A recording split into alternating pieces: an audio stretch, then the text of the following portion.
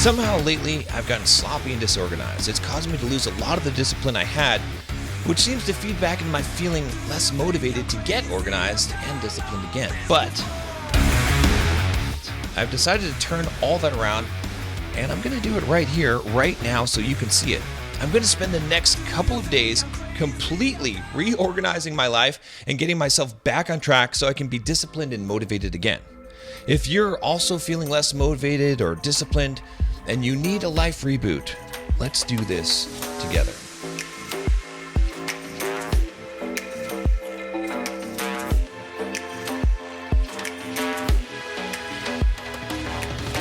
Let's talk about the plan. I want to cover all the major areas of my life to create a structure and system that I can follow to make sure that I am making forward progress and feeling good about myself. So that will involve mostly figuring out my working life, my workouts, and my finances. But before we can even get into all of that, the real place to start is with a clean and organized environment free of clutter. I've found that when you clean up your space and feel organized, it makes you much more motivated to get things done. It makes you feel better overall. So we're going to take a look at my messy office, figure out what needs to be done, and clean it up. I'll show you a little hack I have for doing this quickly without wasting too much time. Next, we'll hit the most important thing to organize, my workday. I'm going to figure out exactly what my working hours will be and what kind of work I'll be working on during those hours. I've divided my work into 3 categories. Gap project work, that's my one main goal. We'll talk more about that later. Email and other messages, and other tasks. I've already got a bit of a head start on this as I've designated some time on my calendar for deep work every day, but I haven't been really good at sticking to it because it hasn't been so organized. Next up, we'll plan out my workout plan and diet. Now, I used to be very regimented in my workouts and diet, and I was usually training hard towards some goal, like running a marathon. But recently, I've just been winging it. So I need to come up with an exact fitness goal, decide what kind of training I need to do to reach it, and put it all on my calendar. For my diet, I'm going to keep it pretty simple. It's going to be something like eating 250 grams of protein per day and only eating protein until dinner. Again, the goal with all of this is to really try and keep things as simple as possible so it's not overwhelming and it doesn't feel like a heavy burden I have to keep up with. Now, one thing that is critically important to really get you disciplined and motivated and to make significant progress is to always have one main goal you're shooting towards. I have a framework I developed for doing this called the GAP framework. So I'll be figuring out one main goal to work towards, and that will be the focus I'll be spending most of my workday on each day. Originally, I was going to fix up my budget and get that financial part of my life organized, but right now I'm applying for 4 new credit cards every month and mixing business and personal expenses in order to rack up a bunch of airline miles and points. So it's way too chaotic to try and get that in order right now. By the way, if you're interested in what I'm doing, I'll put a link to the service I'm using to do all that. I've already earned over 3 million miles. All right, so let's start off by taking care of this office, cleaning it up, figuring out what needs to be cleaned up, and just get everything organized here. So let's start by looking around and making an assessment of the situation. All right, so coming to the office here, we can see that there's quite a few things that need to be just kind of cleaned up. Everything's kind of out of place. This desk here, if I look at it, the drawers are just, there's a lot of junk and stuff in there that needs to be organized. Those need to be organized. We got these whiteboards here that are using to block out the light. What I really need to do is actually get some good shades here, replace these with some blackout kind of curtains or something like that in order to do that. And then the desk here is looking a bit messy, got some trash here, need to clean that up. And then we've got a lot of wires here. This thing, I don't know if we really even need this on the wall anymore. There. And then we've got some wires here. This whole thing needs to be organized and cleaned up. That's for certain there. And then really get into the bathroom here. Not a lot to do here, but it is a bit of a mess. And the actual bathroom, there's nothing really in there, but I do have a closet here. It's got some of my props and stuff and luggage that should probably get cleaned up as well. Okay, so the plan here is to not spend too much time trying to organize everything, but instead to get as much stuff that I don't really need and put it in this bin so that I can get it out of my way and I can deal with it at a later date. All right, so my little hack for doing things quickly here is that, for example, take these drawers that are behind me here.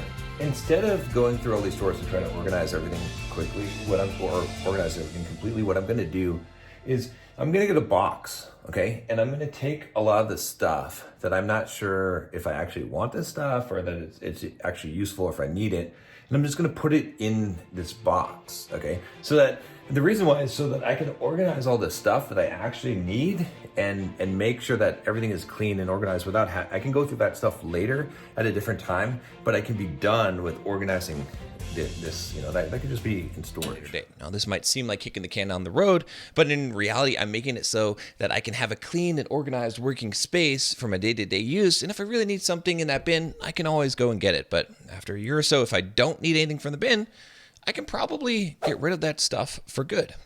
I'm going to first tackle this cabinet I have here behind me. I want to get those drawers completely organized and get rid of all the stuff I don't need taking up space.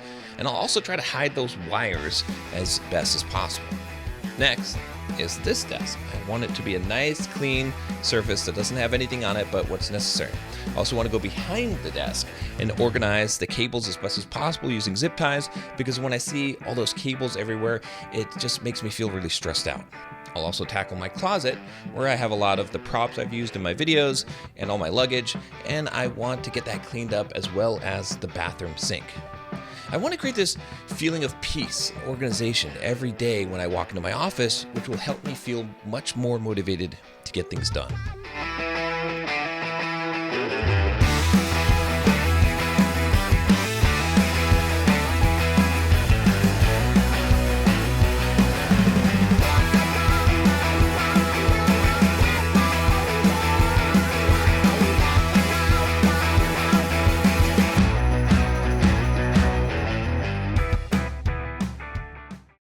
All right, that didn't take too long. I start out by completely emptying everything from the drawers and then sorting through it to throw most of the camera stuff and cables I had in the bin. I also got rid of any USB 2 cables since I'm going to move forward to USB-C only to make things much simpler. I also moved my other camera and all that equipment to its own compartment, and I really need to set that up at some point so that I can have two cameras I can use here. Next, I tackled the desk. Clearing off the desk was pretty easy. I still have a drawer that I ordered that I'll install to make sure that I have even more room on the desk. The hard part was the cables in the back. At first, I thought I could just organize them as they were, but then I realized I needed to unplug everything and start over. I zip tied them fairly neatly. It's not perfect, but it's definitely good enough for me, at least at this point. It looks a lot better. I also got rid of some of the extra lights I didn't really need. Finally, I tackled the bathroom sink and closet. The sink was easy, but I had to pull everything out of the closet. I was able to organize all the suitcases, but I still needed some storage for the props, so I bought a hanging organizer, which isn't here yet. I'm feeling a lot better now that everything is organized. It's actually refreshing to step into my office and see a nice clean workspace ready for me to work. So I really want to have an organized workday so that I'll know what I'm supposed to be working on and when. I've worked with a lot of productivity systems in the past, and I've even rolled my own, but I'm going to start using Sunsama exclusively for a while since it is probably the most robust and feature-rich planning tool that already fits very nicely with my own productivity system.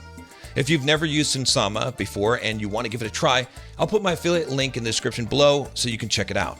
The plan is to use Sunsama to organize all my work and then to schedule out on my calendar a starting time and specific hours I'm going to be working and what kind of work I'll be doing during that time.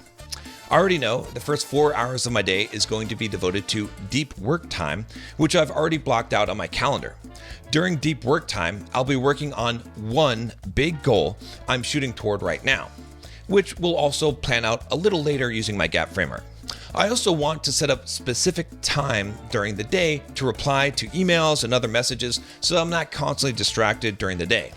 And I want to leave some time for other tasks that I'm going to have to do, like handling the bookkeeping for the business or other small projects that need my attention. I'm going to start my working day at 6 a.m. every weekday, and I do want to get some working time on the weekends, but in the spirit of keeping things simple, I'm going to save that until after I get the system working well. Real quick, if you're enjoying this video, can you do me a huge favor? Click the like button. It just takes a second and it means the world to me because it really helps my videos get out to more people and it lets me know that my work is meaningful to you. I appreciate you. Thank you so much. The first 4 hours of my day will be deep work time where I'll be working on my specific goal. I've already blocked off that time on my calendar and moved my meetings around so that no one can book time with me before 10 a.m. each morning.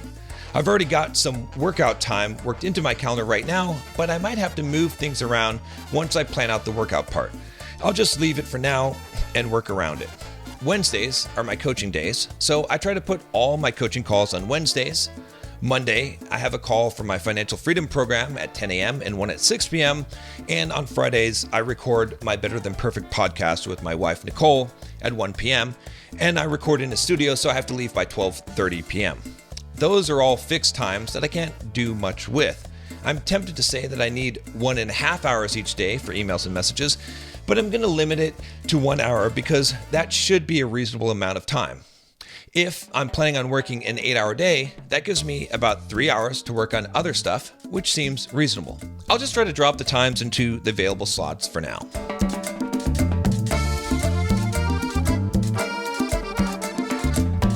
Okay, that looks good. Now, I'll fill in the other work for 3 hours in the remaining time slots. The only exception to all this will be Wednesdays, which is my coaching day, so I'll just have to squeeze things in on that day when I can. Okay, much better. It's looking good now. Now I just have to stick with it. Finally, I'm going to move my tasks into Sunsama. I like Sunsama because it shows my calendar alongside my tasks. I just need to create a backlog of tasks, and whenever I have a new task, I just need to add it to Sunsama. I can also use it to plan out my entire week and then plan out my individual days each day. For now, I'm just going to put in a few of the things I know I need to work on, and later, once I decide my main goal, I'll add tasks related to that to fill up the 4 hours each day. Lately, I've really fallen off the wagon with my fitness, and I've just been kind of half-assing it and winging it. I pretty much stopped running completely, and although I'm hitting the gym, I'm not seeing any real progress because I don't have any real goals. That's why I need to start with a fitness goal. I just need some goal that I can work towards that will give me something to work on and progress towards. I don't think gaining much more size is a good one because I'm already big, and every time I go towards gaining size, I just tend to get injured. I'd really like to get more lean, but I hate making a goal just around getting lean, so I think some kind of running goal would be a good one to go after. So I was thinking about doing like a half marathon because that would be a good kind of fitness goal to get back into the running, but it's not too crazy, you know. What is your timeline that Well, you want to do the half marathon? So there's this America's Finest half marathon, America's Finest City half marathon. I think it's August 11th. Oh, is that why you said San Diego's America's finest city? No, it's just, I mean, that's the nickname for San, or that's, what is it, the slogan or the logo for San Diego? I don't know how it's the logo or the slogo. It's the funny. slogan. I saw this video today where this guy was where he was in California, like with all these tents, like basically downtown San Diego looked like with all these tents behind him. And then he just said, "I'm really glad that California banned plastic straws." That's all he said. But yeah, that's what I'm thinking, is doing a half marathon and doing that one. Good. And then I can still run in the hills and stuff, but it won't be. When are you trying to get, or when is the half marathon you want to do? August 11th. Oh, okay, yeah, I think that's plenty of doable time. for sure. Yeah. For you. And even if we go to like Hawaii for a month, then that should be fine. So Yeah. yeah, Well, you could train in the heat, and then it'll be hot here. exactly. Yeah. After doing some research and thinking about what would be a good running goal, I've decided on running the America's Finest City Half Marathon on August 18th of this year. It's a ways away, so that gives me plenty of time to train for it, and it's not too ambitious of a goal like running an ultra marathon, so it won't take up too much of my time. To really make it a good goal and force me to get leaner as well, I've decided to set a goal time of 1 hour and 44 minutes. That's pretty close to the fastest half marathon time I've ever done, so it will definitely be a challenge even with this long to train. I found that my Garmin watch has the ability to create a tailored training program for me based on my goals, so I went on the Garmin Connect website and set one up. I'm going to be training 5 days a week, and my first run is today. It looks like it has me running every day of the week except for Monday and Saturday, so I'm going to make those two my lifting days, and I'm going to do 1 set to failure full body workouts with the goal of maintaining as much muscle as possible. This will keep things simple. For a diet plan, I'm going to keep it simple for now and let my running goals sort of dictate my diet plan. I'm going to have one main rule, which will be that I will hit at least 250 grams of protein per day. I'm also going to do a variation of OMAD, or 1 meal a day, where I'm only going to eat protein throughout the day and then have dinner. I think for my goals, having extra protein will be good. I do need a plan for how to get to those 250 grams of protein each day, so I don't have to wing it. So if I drink a protein shake each morning with 3 scoops of whey protein, that will be about 70 grams of protein right there. In the mid-morning, I'll have a pre-made Quest protein shake, which adds another 30 grams, putting me at 100 grams already. I can eat a protein pastry with it for another 20 grams, which puts me at 120 grams. After work, at dinner time, I'll do 2 servings of non-fat Greek yogurt for another 36 grams, and I'll drink an Isopure protein drink with dinner for another 32 grams, so that puts the total at 188 grams of protein. For dinner, as long as I have the equivalent of 8 ounces of chicken, I'll add another 62 grams or so, which should get me right at 250. I'll also pre-cook some edamame spaghetti for another 24 grams per serving, just to make sure I'm hitting the numbers. This plan is super heavy on protein powders and drinks, but I want to keep it very simple so I don't have to be cooking meals and trying to count calories. Okay, this is a tough one. I have a lot of things on my mind that I want to change in my life, and it's very difficult for me to break them down one at a time to work on them, but that's what I've got to do if I want to make real significant progress. I have a framework I've developed for setting goals that I call the GAP framework. It stands for Goal Aspiration Process. Basically, the way it works is that most people set goals that are not very good because they are for things they can't directly control. If my goal is to make $1 million, it's not a very good goal because I can't really directly control the outcome. I have to do all kinds of other things to indirectly reach the goal. Instead of calling that a goal, I call something like making $1 million an aspiration because you aspire to it. A goal should be something concrete that you have direct control over, so you can set the goal and know for 100% certainty that if you put in the work, you will achieve it. I could set a goal to run 100 miles in a month, and I could do that goal, and it's in my full control. I could set a goal to eat 1,500 calories or less a day, and again, I can guarantee I can do it because it's in my control. So the key is to take an aspiration and think of a goal related to it, such that if you reach that goal, you'd have a 99% chance of reaching the aspiration as well. It's sort of like how calculus works to find the area under a curve or making an intractable problem tractable. If you don't understand what I just said, that's okay. What I mean by this is that we can come up with some goal that is something we can achieve that is in our direct control that we're pretty sure will achieve the aspiration we really want. For example, if we really do have an aspiration to make $1 million this year, and we're in the business of sales, and we know that we make a commission of $10,000 on every sale we close, and we know we can close 30% of our sales, we can figure out that in order to earn $1 million in commissions, we'd need to close 100 sales. Since we closed at a 30% rate, we would need to make approximately 334 sales calls to close 100 sales. So we could set a goal of doing 400 sales calls this year, and we could be pretty sure that we'd hit that aspiration as well. Follow me? Finally, if we knew we needed 400 sales calls, we could create a daily or weekly process that guarantees we hit our goal. In this case, it might be something like making 8 sales calls a week, and that's how it works. So what should my gap be? There are 2 major things that comes to mind. First is getting this YouTube channel off the ground, and the second is launching my relationship coaching program for men. Both are pretty important, but I feel like I need to capitalize on the momentum I have on creating the higher quality YouTube videos like this one so that I don't forget how to edit and have to start over. So I'm going to set a gap around growing this channel. What I'd really like to do to prove this channel has a future and what I'm doing here makes sense is to produce a video that gets over 50,000 views on it within the first month. I think that's a pretty reasonable aspiration, I think a good goal to achieve that aspiration is to produce 10 of these high quality videos on this channel. I would say that if I do 10 of these, at least one should pop off and get the 50K views I'm looking for. So during my 4 hours of deep work every day, I'll be working on only that one goal until it's achieved. I can't move on or do anything else until I accomplish the goal. The process I'll use to do this will be to write out a script for each video, record it, edit it, and make revisions, and then create a good title and thumbnail for the videos. I'll also learn from each video and try to improve over time. If I set a time frame on this, which I think I should, it would be 3 months. So in order to get 10 videos done in 3 months' time, I need to produce approximately 1 video per week. Now that's a pretty tall order for these kinds of videos, but if I spend 4 hours a day on each video, I should be able to accomplish the goal. I'll also do an update video after the 10 videos are done to reflect back on this aspiration and what I planned out in this video to see how it changed my life and how well I stuck to it.